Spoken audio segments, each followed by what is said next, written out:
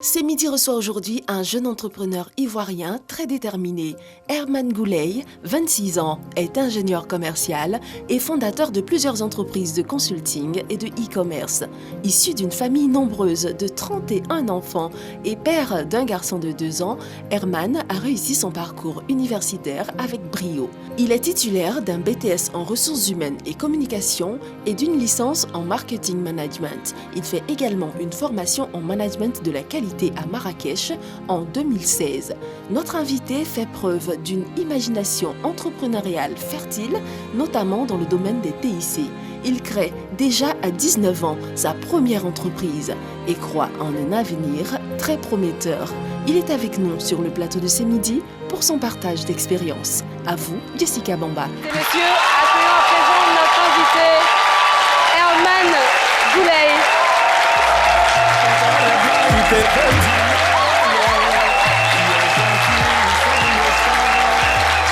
Herman Gouley, qui est âgé de 26 ans, ingénieur commercial et diplômé en management. Herman, est-ce que vous avez entendu ces applaudissements? Oui, vous avez effectivement. senti cet accueil? Effectivement. Donc aujourd'hui, Ok. je suis sûre que votre témoignage va inspirer tous ces jeunes qui sont sur le plateau. Je l'espère aussi. C'est exactement pour ça qu'on est là. Ok. Alors je rappelle votre thème, je crée ma première entreprise à 19 ans et je vise haut. Bienvenue sur le plateau de C'est Midi. Merci. Alors, en tout cas, c'est un plaisir pour nous de vous recevoir. On a hâte de découvrir votre histoire. Mais avant, il y en a un qui a toujours son mot à dire ici. C'est Dr Philo. On le reçoit maintenant. Le thème du jour, c'est le Dr Philo. Ah ouais, ça, enfin, faut boire. Nous, on boit. Voilà. Oh. Voilà. Ah ouais, ça, c'est mon double ça. Ah ouais. Non, mais mets-toi à l'aise, hein. Mets-toi à l'aise, ça, c'est chez moi ici. Voilà, tu sais, depuis se rencontrer, moi, ma vie a changé, hein. Ma vie a changé, et puis, ben voilà. Ça va? Ah, ben, prends encore. C'est ma maison, c'est chez moi, ça, hein. Il y a eu foyer. Mais je suis un grand entrepreneur. Il y a eu foyer. Oh, foyer est venu vers toi. Non, mais attends, foyer. Qu'est-ce que je vois là? Ben ça. Mais mon grand frère, qu'est-ce que tu me fais? Oh. Tu es dans la maison, tu ne veux absolument rien faire. Et je m'absente, tu transformes ma maison en je ne sais quoi. Oh, attends. Mais c'est à qui tu parles là? Mais avec ton âge, on a tout fait. Oh, non, pour que tu puisses calme-toi. faire Je quelque suis ton chose. grand frère. Après tout, tu peux pas me parler comme ça? C'est vrai que tu es le seul qui travaille dans la famille, mais c'est quel problème ça? Hein? C'est héritage de la famille? C'est héritage de la famille? Tu penses que quoi? Tu es là à l'école avant moi, mais tu ne veux absolument rien faire. Comment rien faire? Moi, je suis entrepreneur, moi. La C'est première fois- ça, toi. C'est mon Entrepreneur là. entreprise qui est là. C'est mon entreprise. La première fois, je suis rentré à Abidjan. J'ai quitté le village, je suis arrivé à Abidjan net. Quand je suis entré à Abidjan, j'ai pris ça, c'est pour moi. Donc, j'entreprends ça. C'est à moi que ça appartient. Tu peux me parler comme ça? Tu peux me parler comme ça? Avec Non. ton âge, j'ai voulu que tu fasses un petit métier. Tu ne veux absolument rien faire. Il faut commencer petit Moi, pour devenir grand. attends. Non, chérie, laisse. Non, c'est mon petit frère. Non, je lui dis 2 mots. Tu m'as dit que cette maison t'appartient, non? Hein? Tu m'as dit que ça C'est pas t'appartient. ça le problème. Tu étais en train de boire. Tu m'as dit que Tu n'as même pas honte. Tu es dans la maison des gens comme ça. Tu penses que tu n'as même pas. Et moi, tu penses que moi, j'ai fait un petit métier. Toi, tu es directeur. Et moi, ton grand frère, tu veux me donner un petit travail. Je vais jamais accepter ça. Tu as compris? Je vais jamais accepter ça. Regarde-moi C'est ça. pas toi. C'est pas Entrepreneur, n'importe quoi. Faites. Voilà. Bon, je te dis la vérité, c'est pas chez moi. Et puis la vie continue. tout ça là ne m'intéresse pas. Moi, il veut mon transport, puis il est parti. Quoi? Ça ne m'intéresse pas. Quelqu'un fait un grand frère, il veut mon transport, je pars. Tu veux quoi? Mon transport. Fais-moi des choses comme ça. Je veux mon transport. Vous arnaquez les gens dans Abidjan là. Bon, il va te donner ton transport. Faut lui donner le transport là. Quoi? Faut lui donner le transport. Toi et ta chose là, quittez ma maison, allez! Hein? Sortez de ma maison, toi et Je ta veux chose. mon transport. Sortez de ma maison, allez-vous. Hé, Yolou, tu me Je connais? veux mon transport. Tu me connais au village, hein? C'est moi, quitte là, tu n'as pas honte. Toi, tu vas où? Tu vas où? Tu es mon entreprise, allons Donne-le quand? allons au travail. Je suis pas, hein? Allons. Ne faites pas comme lui. Hein. Ne faites pas comme Dr Philaudet. Ne faites surtout pas comme la fille. Là, quand vous allez quelque part, ayez toujours votre transport. On ne sait jamais. Alors, la question qui vous a été posée, c'est pensez-vous qu'il y a un âge pour entreprendre? Y a-t-il un âge pour entreprendre? Voici vos réponses. Chris Pattern à Sémian, c'est votre opinion. Et salut Jessica, je suis très heureux de vous retrouver aux âmes bien nées. La valeur n'attend point le nombre des années. Et pourtant, la tendance traditionnelle est d'associer l'âge à l'expérience et l'expérience à la compétence. Partant de ce constat, nous sommes appelés à nous demander, y a-t-il un âge pour entreprendre? Votre opinion nous intéresse. On pense que quand on est âgé, on est mature, mais quand on est jeune, on est conduit par la délinquance juvénile. C'est ça qui pousse les hommes à mépriser la jeunesse. Sinon, on peut entreprendre à tout âge. Les projets que forme le cœur de l'homme dépendent de l'homme. La réponse que donne la bouche vient de Dieu. Donc, chacun a un projet quelque part à long terme, à court terme, dans sa pensée là-bas. Il faut qu'on Dieu est le premier entrepreneur en bâtissant le ciel, la terre. À l'âge de 18 ans déjà, on ne peut pas avoir les moyens assez pour être un entrepreneur. Donc là, je pourrais dire qu'il y a un âge pour être entrepreneur. D'abord, il y a les moyens financiers et puis ensuite, il faut être objectif. C'est-à-dire qu'il faut avoir des ambitions aussi. Il y a d'autres qui ont un seul objectif. S'il est devenu professeur, il se base sur ça. Or, de nos jours, là, ça ne suffit pas. Il faut entreprendre pour pouvoir combler un peu le vide. Moi, si tu veux te baser sur une seule chose, là, ça ne peut pas aller. Dans la vie, il n'y a pas d'âge d'entreprendre. Quand tu as les moyens, soit quand tu as le peu, les possibilités d'entreprendre, il faut tenter. Il faut essayer parce que dans la vie, il n'y a pas d'âge d'entreprendre. Pas du tout. À partir du moment où tu as des idées pertinentes, des fonds aussi, des personnes pour t'accompagner, tu es sûr de ton projet, tu peux te lancer. Le blocage, c'est surtout le manque de moyens. Hein? Et puis, pour ma part, hein, la peur de perdre son capital. Tu n'as pas beaucoup de moyens, tu investis, c'est pas sûr que ça porte. Là, tu vas perdre, repartir à zéro. C'est surtout ça. Il faut croire en soi et puis il faut y aller, quoi. Il n'y a rien qui est impossible. Fabrice Awonion, par exemple, lui, c'est un exemple pour tous les jeunes. Tout le monde a envie de faire comme lui. Il a cru en son projet et aujourd'hui, il est milliardaire. Mark Zuckerberg, ouais. Lui aussi, c'est pareil. Il y a plein d'exemples, en fait. Que l'on vous juge comme assez vieux pour être brillant ou trop jeune pour être entreprenant, une chose semble être sûre, se lancer lorsqu'on est jeune comporte l'avantage de ne rien avoir à perdre ou presque, mais surtout d'avoir tout à gagner. À vous le studio. Avoir de la volonté, foncer, surtout foncer. L'entrepreneuriat est sur toutes les lèvres depuis plusieurs années. Mais alors, comment est-ce qu'on devient entrepreneur? Par quoi faut-il passer? Notre très cher invité est là justement aujourd'hui pour nous raconter son histoire. Alors, bienvenue encore sur le plateau de C'est Midi. Okay. Je m'appelle Herman Goulet, vous êtes âgé de 26 ans, vous êtes ingénieur commercial, diplômé en management et de la qualité. Vous êtes également fondateur de SC Consulting, fondateur de la marque, enfin voilà, on va pas développer. Vous avez commencé très jeune, à l'âge de 19 ans. Bon, déjà, à cet âge-là, qu'est-ce que vous faisiez exactement? D'abord, je remercie la RDI pour cette lucane que donne aux jeunes de s'exprimer. Voilà, il faut dire que l'entrepreneuriat, c'est un peu comme se jeter du haut d'un avion sans parachute. Voyez un peu. Et pendant que vous êtes en train de chuter, vous créez votre parachute vous-même. Voyez un peu, ça a été mon cas. Voilà, donc il faut dire que après le bac, j'ai commencé à travailler pour le compte d'une entreprise. Voilà, j'étais commercial, mais j'étais dans un système dans lequel j'étais pas trop, qui me plaisait pas beaucoup. Pourquoi? Voilà, parce que effectivement, il faut dire que être commercial, tu es sur le terrain, tu es sur la pluie, tout et tout, tu marches beaucoup, voilà, c'est beaucoup de choses, le soleil, tout et tout. Voilà, donc j'étais dans un système qui me plaisait pas beaucoup et autres, mais malgré ça, j'arrivais à faire des chiffres. Donc du coup, j'ai décidé de tout abandonner 6 mois plus tard pour créer ma propre entreprise à 19 ans. Voilà. Mais il faut dire que passer du statut d'employé à chef d'entreprise ne s'est pas fait sans mal parce que, bien évidemment, je n'avais aucune expérience, aucune stratégie. Donc, au bout de 4 mois seulement, il a fait faillite parce que j'avais utilisé une mauvaise stratégie marketing et communication. Et aussi, je n'avais aucune expérience dans le domaine de la gestion d'entreprise. Effectivement. Voilà. Alors, donc pour récapituler, vous obtenez votre bac. Au lieu de vous dire, je vais poursuivre un tout petit peu mes études, vous êtes impatient, comme tous les jeunes à cet âge-là. Vous avez envie de travailler tout de suite. Vous travaillez et vous mourrez d'ennui. Vous dites, oh là là, c'est franchement pas pour moi ça. Et comme un grand, vous allez décider, sans parachute, comme vous avez dit, d'aller créer votre entreprise et là, flop, faillite. Comment vous vous sentez là? Bon, effectivement, je sens le désespoir parce qu'il faut dire que le monde de l'entrepreneuriat à 19 ans a été inspiré par véritablement mes amis, mes connaissances et autres. On me disait, mais Herman, tu as du potentiel, il faudrait que tu crées ta propre entreprise, tu le peux, tout et tout. Donc du coup, toutes ces personnes-là m'ont lâché après parce que, évidemment, bon, il y a ce qu'on dit et il y a ce qu'on fait. Donc du coup, quand j'ai chuté, c'était vraiment le désespoir, mais j'étais tout jeune, donc je me suis dit, bon, je n'ai rien à perdre, je recommence les études et j'obtiens mes diplômes. Et par la suite, maintenant, j'ai recommencé à travailler pour le compte d'une Voilà, autre je pense qu'on peut entreprise. applaudir ça. Ce qu'il fallait faire d'abord, il fallait mettre un point d'honneur à la formation, comme on dit, sécuriser un minimum et ensuite vous lancer. Alors, cette nouvelle expérience dans l'entrepreneuriat, comment est-ce qu'elle va se dérouler?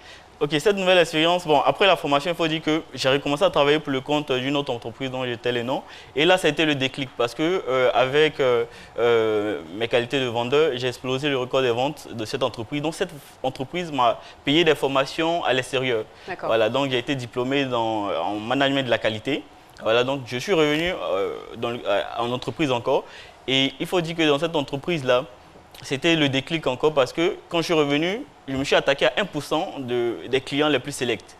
Voilà, mais malheureusement, cette entreprise a fait faillite. Donc, je me suis retrouvé sans emploi. J'ai postulé à plusieurs offres d'emploi, mais je n'avais pas forcément le salaire, mais je n'avais pas le sentiment d'appartenance en fait, aux entreprises qui Vous êtes sûr que ce n'était pas un peu lié au salaire? Parce que vous savez, hein, quand on parle de commercial, la responsable commerciale, on est à un certain niveau. Donc quand on cherche un emploi, quand on nous propose des choses en dessous de ça, on se dit, maintenant, ce n'est pas pour nous. Et effectivement, il y avait ça aussi parce que c'est une des raisons aussi qui mène aussi le taux de chômage en Côte d'Ivoire parce que les jeunes se disent, il y a tel diplôme, il faille que j'ai tel montant quand je truc. Et ça, c'est quelque chose qu'il faut déplorer. Donc du coup, après la faillite de l'entreprise, j'ai été contraint à entreprendre. Voilà, donc j'ai rassemblé ma team. Mais avant ça, vous êtes resté combien de temps au chômage pour que je comprenne combien de temps vous avez cherché ce nouvel emploi? Environ 6 mois, 7 mois. Voilà, mais ça a été une très belle expérience pour moi parce que pendant que j'étais au chômage, j'avais écrit cette stratégie qui m'a permis de pouvoir booster l'entreprise dans laquelle j'étais. Donc j'ai inventé 2 stratégies, la machine à vendre et le SVA, le système de vente automatisé. Voilà, donc du coup, c'était ma petite entreprise que j'ai créée pendant que j'étais au chômage. D'accord. Ok. Alors, c'est là où vous allez véritablement devenir entrepreneur. Effectivement. Comment est-ce qu'on fait pour devenir entrepreneur? Ça, c'est la question, je pense, que la plupart des jeunes se posent. On démarre par quoi? Effectivement. D'abord, le plus important dans le domaine de l'entrepreneuriat, c'est d'abord l'idée. Je pense que ça, on ne peut arracher l'idée d'entreprendre à personne. Vous voyez un peu, vous avez l'idée, vous décidez de lancer et il faut éradiquer un mot à 4 chiffres que j'appelle la peur. Voilà, parce que certaines personnes sont tellement dans une zone de confort qu'elles ont peur de se lancer dans le domaine de l'entrepreneuriat. Alors qu'il faut vraiment éradiquer la peur. Il faut aussi se lancer sans toutefois rechigner. Bon alors, oui, le doyen, allez-y. Éradiquer la peur. Effectivement. Si vous n'avez pas de soutien, et si vous avez des responsabilités, parce qu'on peut avoir des responsabilités jeunes, éradiquer la peur, comment vous faites? Bon, d'abord, étant tout jeune, vous avez la chance parce que vous n'avez pas assez de responsabilités. La plupart des jeunes sont encore chez leurs parents et avec cela, ils peuvent entreprendre. Vous voyez un peu. D'accord. Okay. Alessandro, vous aviez une question? Quand j'écoute votre parcours et tout, je me rends compte qu'à un certain moment de ce parcours-là, vous brisez votre toit de verre. C'est ça?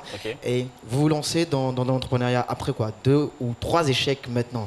Vous nous parlez d'idées. Est-ce que l'idée que vous avez trouvée, que vous avez conçue, était pour vous la bonne idée? Et comment est-ce que vous l'avez évaluée pour la sélectionner, sinon pour la choisir en tant que la bonne idée?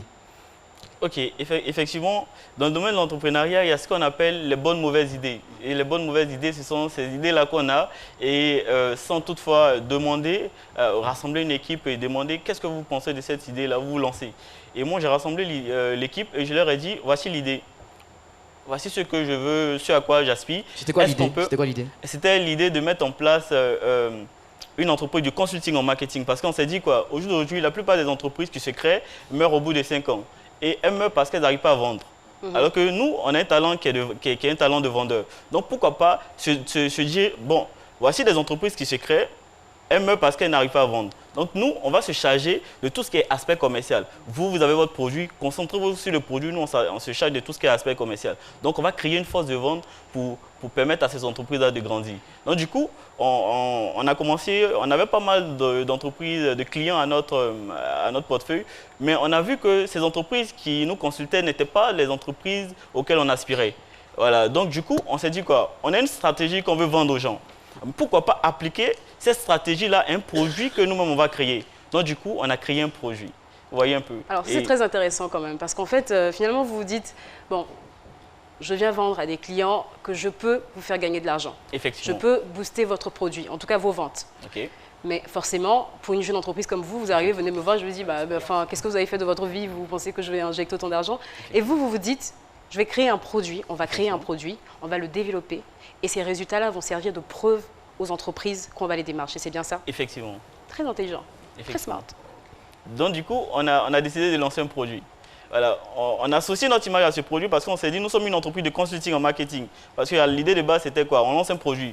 Moi, personnellement, je me suis dit, même si c'est un bonbon, voilà, il faudrait qu'on lance un produit parce que le plus important, ce n'est pas le produit, c'est la stratégie qu'on va appliquer à ce produit. Donc du coup, après, j'ai dormi, j'ai beaucoup réfléchi, j'ai dit non, nous sommes une entreprise de consulting en marketing, on va mettre en place un produit qui va changer le monde.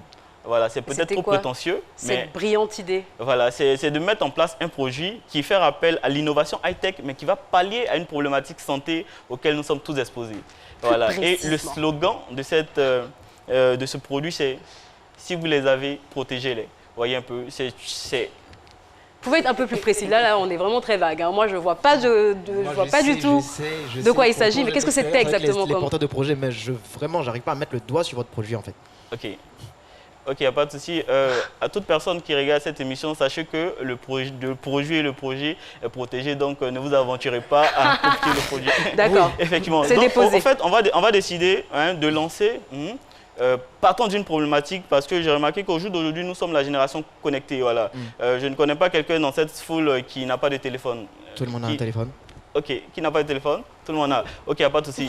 Et ces téléphones-là nous exposent à plusieurs problématiques santé auxquelles nous sommes liés, qui sont les ondes électromagnétiques. Donc on va décider de lancer un produit qui s'appelle Misteuse, qui est un sous-vêtement anti-ondes. Vous voyez un peu, on va mettre en place un sous-vêtement high-tech qui va protéger la santé et la fertilité des personnes. Donc c'est le boxeur du futur qu'on met en place.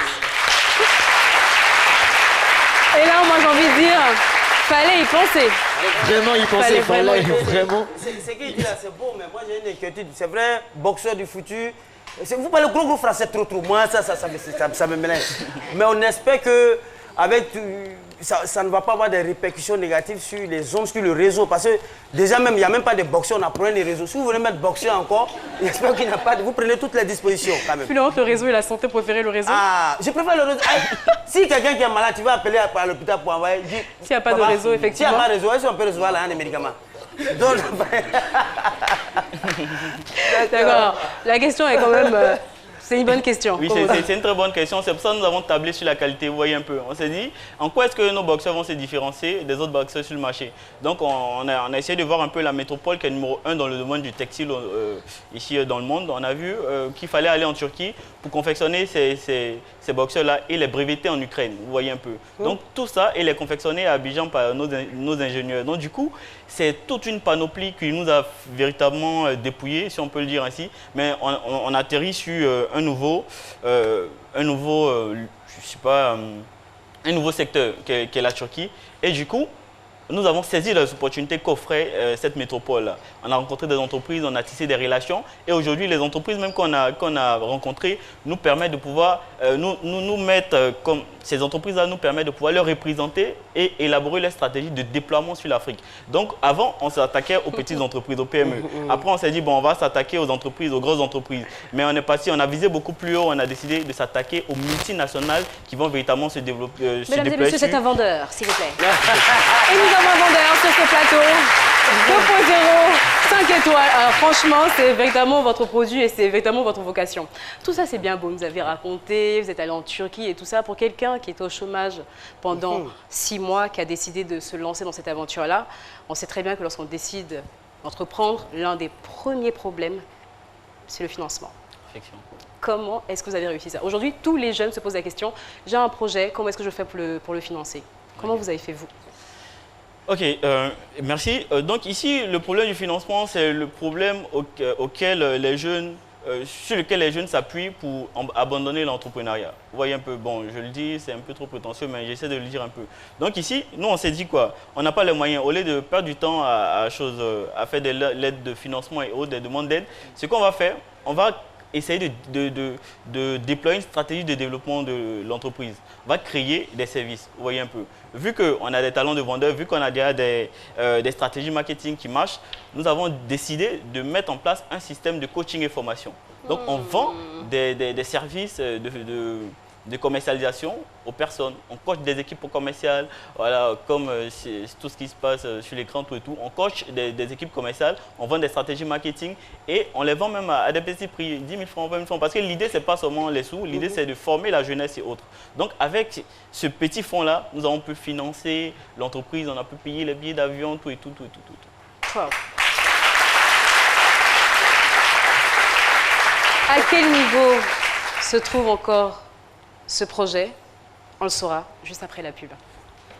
Les premiers gestes du matin sont essentiels pour bien démarrer la journée. L'eau minérale naturelle Assini participe à votre équilibre et vous maintient en pleine forme. Assini fait partie de vos moments de partage avec vos amis. Assini partage vos instants de complicité en famille. Au sport, au bureau, entre amis ou en famille, l'eau minérale naturelle Assini est présente et partage vos instants de vie. Un produit NBC. Vous êtes sur RTI1 et vous suivez l'émission C'est midi. Nous sommes avec notre invité du jour qui vise haut. Voilà, Herman Goulet, il est âgé de 26 ans, ingénieur commercial diplômé en management de la qualité. Il a créé sa première entreprise à 19 ans qui a fait faillite quelques temps après, mais il n'a pas abandonné, il ne s'est pas arrêté là, n'est-ce pas? Là, on parlait justement de votre projet. Okay. À quel niveau est-ce qu'il se trouve en ce moment? C'est vrai que moi, je trouve que c'est assez audacieux de votre part de vous lever, d'aller en Turquie pour aller chercher justement des partenaires et tout ça. Quand vous êtes arrivé là-bas, comment est-ce que ça s'est passé?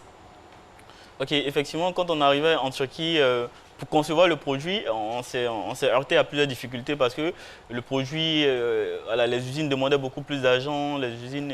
Donc du coup, en fonction de notre budget, on s'est dit, bon, ok, il n'y a pas de souci, on va créer quelques produits annexes et on va... Ce qui a fait que, dès notre retour à Abidjan, quand j'ai consulté mon banquier, il m'a dit qu'il avait seulement 2000 francs sur mon compte. Et j'avais des factures, l'entreprise, il y avait des factures d'électricité et autres. Et j'ai appelé mon grand frère comme ça pour lui dire, ah, le grand dos, il faudrait que tu m'aides tout et tout. Il m'a dit, petit, tu sais, la cour familiale est encore disponible et ta chambre même encore là. C'est comme simpliste. Effectivement. Donc, tu pouvais revenir. Mais grâce à mon équipe, grâce à toutes ces personnes-là qui m'ont soutenu, les 10 francs, les 1000 francs, les 10 000 francs, tout et tout, ça nous a permis de pouvoir rester un peu sur la droite ligne. Et aujourd'hui, on a tissé vraiment des partenariats avec plusieurs autorités turques et chypriotes. Et aujourd'hui, on permet aussi à bon nombre d'étudiants ivoiriens, bon nombre de jeunes de pouvoir immigrer et travailler pour le compte de l'entreprise en Turquie. Parce qu'il faut bien dire que nous avons une représentation de SC Consult de l'entreprise au niveau de la Turquie. D'accord, ok. Franchement, mon cher Paulus Agathon, avez-vous des questions pour nous? Eh bien oui, ma chère Jessica, il y a des messages sur notre page Facebook, sur on va dire sur le compte Twitter avec également le hashtag C'est midi. Et j'ai deux questions deux préoccupations en rapport avec des conseils. Nous avons d'abord Thioulé Marcel sur Twitter qui dit étant donné que entreprendre n'est pas sans risque, quels sont les conseils que vous pouvez donner pour ne pas rater ses débuts dans le monde de l'entrepreneuriat? On a ensuite une autre question, cette fois-ci sur la page Facebook, la question de Nadia Diallo, épouse Tori. Elle dit en tout cas beaucoup de félicitations à vous. Cependant, quels sont les conseils que vous pouvez donner aux jeunes d'aujourd'hui qui attendent d'avoir forcément des millions avant de se lancer dans le monde de l'entrepreneuriat? Alors, est-ce que vous avez entendu toutes les questions? Oui, effectivement. Vos réponses? Ok, il n'y a pas de souci. Tout ce que je peux dire aux jeunes d'aujourd'hui, c'est d'abord d'avoir une idée. Et de se concentrer au fait, parce que beaucoup de jeunes aujourd'hui sont beaucoup adonnés aux réseaux sociaux, tout et tout. Il n'y a pas assez de concentration. Ces jeunes passent beaucoup plus de temps sur leur téléphone alors que ces jeunes peuvent passer beaucoup plus de temps à se concentrer sur le truc, voilà, sur le projet autre. Vous parlez de concentration, vous voulez parler de concentration dans la formation, je pense. Concentration dans l'élaboration de votre projet. Voilà, une petite lucane. Moi, chez moi, par exemple, il n'y a pas de télé. Mon équipe me connaît, on travaille jusqu'à X heures et même mon placard de la maison est truffé de choses, d'écriture, tout et tout, parce qu'on essaie de se concentrer au maximum, on essaie de s'isoler pour travailler. Voilà. Et tout à l'heure, j'en ai parlé, la peur et autres. Voilà. Et j'ai entendu parler du financement et autres. Essayez de vous adonner à quelque chose que vous aimez, quelque chose que vous pouvez commencer sans toutefois avoir une source de financement, comme des services. Vous savez, vous êtes maquilleuse, vous savez maquiller. Appelez les personnes de votre communauté, offrez-leur un service de maquillage gratuit et après vous commencez à les facturer et vous allez voir que petit à petit les gens vont vous suivre et c'est ça l'entrepreneuriat au fait. Alors moi je suis d'accord avec vous à ce niveau-là, mais en tout cas la première info, je ne suis pas du tout d'accord. Parce que sans télévision, on ne serait pas là en train de parler à des millions de jeunes qui ont besoin d'être inspirés. Effectivement. Vraiment. Effectivement. Quand même. Et même au niveau des idées, quand il dit pas de vous êtes maquilleuse, il y a des gens qui ne savent pas maquiller aussi. Même On quand vous dit dites vous êtes non, maquilleuse. je vais dire non, c'est une manière de parler. Non, c'est un grand monsieur qu'on a sur le plateau, il faut profiter de son expérience. Même quand vous parlez il faut avoir des idées, il y a des gens qui n'ont pas d'idées. Ils n'ont pas d'idée. Voilà. Donc, même vous-même là, vous avez dit que vous êtes parti, vous avez vendu vos services. Et vos services, c'est ce que vous aviez dans la tête. Mais surtout, et ceux qui n'ont pas ça. Mais surtout la formation. C'est pour ça qu'il est important de mettre un point d'honneur à la formation. Et celui qui n'est pas formé, il fait quoi? Mais juste. Mais en fait, docteur Philo, vous savez que même la vendeuse d'Aloco du quartier, elle peut être. C'est une entrepreneur. Oui. Parce qu'aujourd'hui, tu peux avoir un stand d'Aloco, 2 stands d'Aloco, 3 stands d'Aloco, 5 stands d'Aloco. Donc il y a toujours quelque chose à faire. Alors évidemment, tout le monde ne peut pas rester enfermé dans un bureau, mais tout le monde peut vendre. La vente, mais on fait tous de la vente finalement. Tous de la vente. Donc, moi j'ai un cousin là, vraiment lui il dit ça c'est dans votre famille là-bas, Philo, je ne sais pas ce qui se passe dans votre famille là-bas. Je ne sais pas ce qui se passe dans votre famille. Alors effectivement, vous avez parlé des jeunes qui restent trop longtemps sur les réseaux sociaux, mais en même temps, il faut savoir que via les réseaux sociaux, il y a beaucoup de choses qui peuvent se passer. Il y a beaucoup d'entrepreneurs qui ont développé leur business grâce aux réseaux sociaux. Alors c'est bien qu'il faut vraiment se concentrer sur ses études, sur sa formation, mais il faut utiliser les réseaux sociaux à bon escient. Effectivement. Les attachements là. Et effectivement. Ok, effectivement, il faut utiliser les réseaux sociaux à bon escient parce que la toute dernière entreprise qui nous a contactés, elle a eu un peu notre palmarès, mais c'est seulement les réseaux sociaux, notre page Facebook et autres. Voilà. Et à travers cette page-là, elle a vu véritablement que nous avons avancé un peu, on travaille un peu avec les Européens, donc immédiatement, elle nous envoie un billet d'avion pour pouvoir venir sur leur territoire, pour pouvoir entreprendre, pour pouvoir mettre en place leur stratégie de déploiement sur l'Afrique. Et jusqu'à ce jour, ça se passe bien. Bah voilà, vous avez vu, il suffit de vouloir, de rester focus sur ses objectifs, c'est le plus important. Merci infiniment, on est quasiment à la fin. Mais avant ça, le doyen doit prendre la parole, absolument, c'est la sagesse incarnée. La minute du doyen, c'est maintenant. Bienvenue Néba, c'est la minute du doyen. Et aux hommes d'aimer, la valeur n'attend pas le nombre des années. Exactement. C'est ce qu'on dit. Et tout à l'heure, Philo disait, et ceux qui ne peuvent pas entreprendre, je voudrais dire que tout le monde n'est pas appelé à entreprendre. C'est sûr. Tout le monde n'est pas appelé à entreprendre. Mais ceux qui veulent entreprendre, il faut nécessairement passer par une formation. C'est sûr. Notre ami a essayé, il s'est cassé les dents, il a recommencé, et à force de recommencer, il est arrivé. Je pense qu'avec une bonne formation, il se serait moins cassé les dents. Et depuis qu'il est formé, il y arrive. Alors ceux qui sont intéressés, il faut une bonne formation. La formation n'est pas à négliger. Tout à l'heure, on parlait de vendeuses d'Aloco. La loco, ça s'apprend. Il faut apprendre à faire la loco. Il faut trouver les ingrédients qui vont rendre la loco plus intéressante. Tout s'apprend et il faut exhorter la jeunesse à aller apprendre si nous voulons réussir. Merci, cher ami, et félicitations. Justement, parlons de jeunes entrepreneurs. On a Sandy Lechesi, jeune multimillionnaire sud-africain âgé de 23 ans. Il est fondateur et co-directeur de la société de courtage en finance Global Forex Institute. Aux États-Unis, on a aussi Jordan Cassé qui a 9 ans, qui est entrepreneur. À 9 ans, il n'y a pas d'âge. Il suffit juste d'avoir une idée. Et comme vous le disiez, tout le monde n'est pas amené à être entrepreneur, à entreprendre. Mais pour qu'une entreprise fonctionne, il faut des personnes qui travaillent. Donc vous pouvez ne pas vouloir entreprendre, mais vous pouvez accompagner un entrepreneur tel que M. Goulet sur ce plateau. C'est la fin de notre échange. Quel est votre dernier message? Alors moi, ce que je tiens à préciser, c'est que j'ai trouvé que votre démarche était assez importante. Ok. Vous êtes venu, vous avez émis le souhait de passer sur ce plateau-là pour dire que l'émission est vraiment ouverte à tout le monde. Et vous n'êtes pas encore arrivé, comme on dit chez nous, vous n'êtes pas encore arrivé. Plutôt que d'attendre d'arriver avant de passer à la télé, vous avez dit, je suis sur le chemin, je vais quand même venir inspirer mes jeunes, mes frères. Ça, je pense que ça s'applaudit, c'est très important. C'est vraiment une preuve d'humilité. Votre dernier mot. Ok, mon dernier mot, mon mot de fin, c'est juste dire à la jeunesse que, avant même de venir sur ce plateau, j'ai été beaucoup confronté à beaucoup de choses.